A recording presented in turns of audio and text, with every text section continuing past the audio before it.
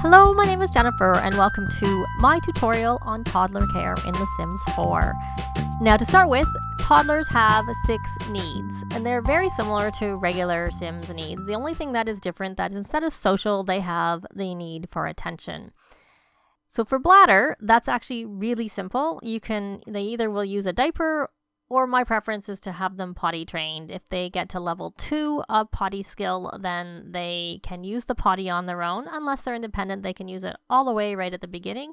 And once they get to level 3 of potty skill, which is the highest level for potty skill, they will almost always decide to use the potty instead of their diaper unless it's somehow not available. There's not one on the lot. I have very rarely had them use their diaper even when they're level 3, but it's very, very, very rare. They will wake up when they're tired and still tired and go use the potty, whereas otherwise they would use their diaper when they're sleeping.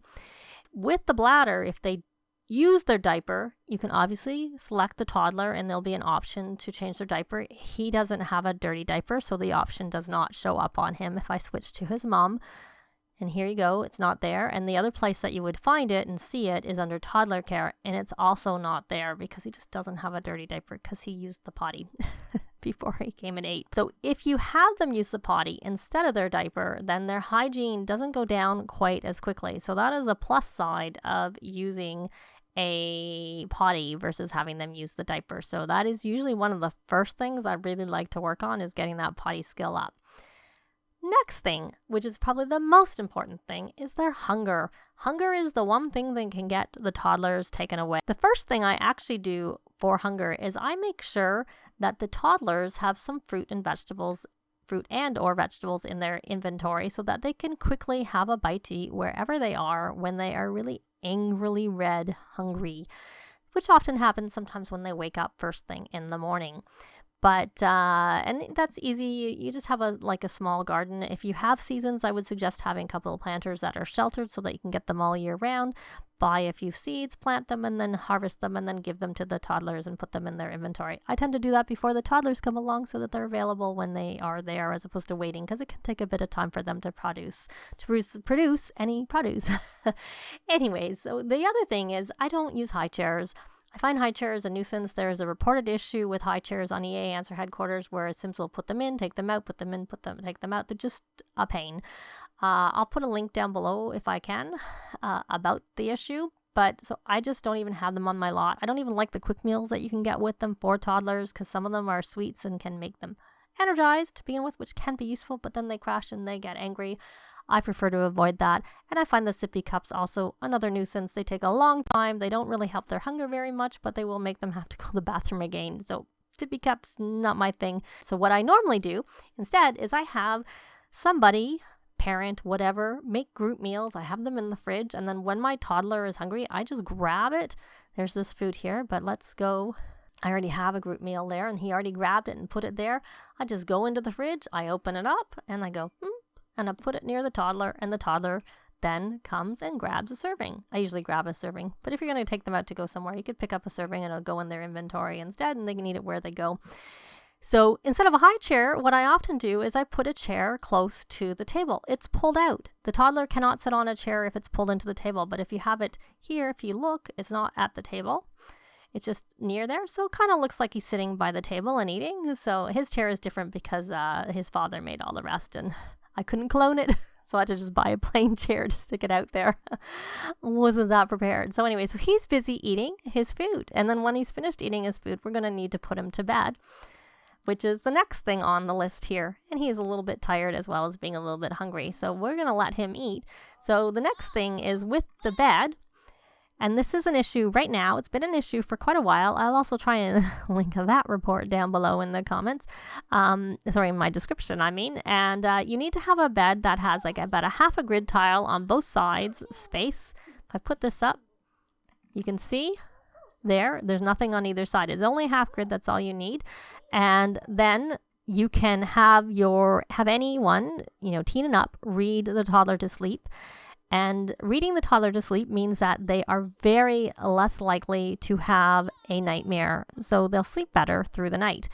Another thing that is supposed to help, but it is not something I use, is if you have a radio in the room and set it on lullabies, That's also supposed to help prevent nightmares. The only reason I don't tend to do that is because I've had my Sims come into the room and change it to something else, and then it wakes the toddlers up. But if you don't have the ability in your household to read your toddlers to sleep, that is another suggestion that I would try if you had to. You might have noticed I had a night light, and that will give them a nice happy moodlet, but it does not actually prevent nightmares in toddlers. That's used for preventing monsters under the bed with single beds with kids. But I still use them because the toddlers get the nice little moodlet from it. So it's very important. Let's see. Let's actually have her come and read him to sleep. So then the next thing that toddlers have is obviously fun. And it says right here, if they play with toys, look at books, or play a game on the tablet, that can help their fun. Also playing with the dollhouse, being read to. Oh, she's reading over there on that chair. Playing with these objects from the toddler stuff pack. If you get the building blocks table, and if you have, children and older build it, then the toddlers can play with it and they will have fun with that. The toddlers can't play with it until it's been built, even though it says it's for toddlers. Everyone else can actually use it and build it all up. I don't have one of those. If you have the kids' room stuff, if you buy the puppet station and have a child put on a show in the puppet station, then the toddlers watch that. That's fun. Watching TV is fun. So there's a lot of things that are fun, though not all the skill building things are fun. So there's certain things that aren't so fun, which is where their fun can go down. Now, the next thing is attention. Now, attention is different from social in that attention with toddlers has to be given by caregivers. So parents and anyone who would adopt the toddler as a caregiver, which can be anyone teen and up in the household. So if you look, she is a teen and she actually has already adopted. But so we have the ability to remove as care dependent, but we have actually adopted as care dependent, which means that when she interacts with Rusty, it will build his attention. So that's a good thing. So anyone in the house who's teen and up, if you have multiple people, I would suggest adopting the toddlers as care dependent so that when they interact with them, that will help build their attention. So then we're back to Rusty here, and hygiene, as I mentioned, is sort of tied into bladder, that if they have a dirty diaper, you can change it. That will help their hygiene a bit. But if they never use the diaper, then their hygiene doesn't go down quite as bad. And obviously the way to help with hygiene is to have a bath. We only have standalone baths in this house, but the combination baths also work. So that's kind of all of the things that you do in a nutshell with a toddler in terms of looking after them. Of course, to me, as I mentioned, the most important is the hunger. Make sure they get fed.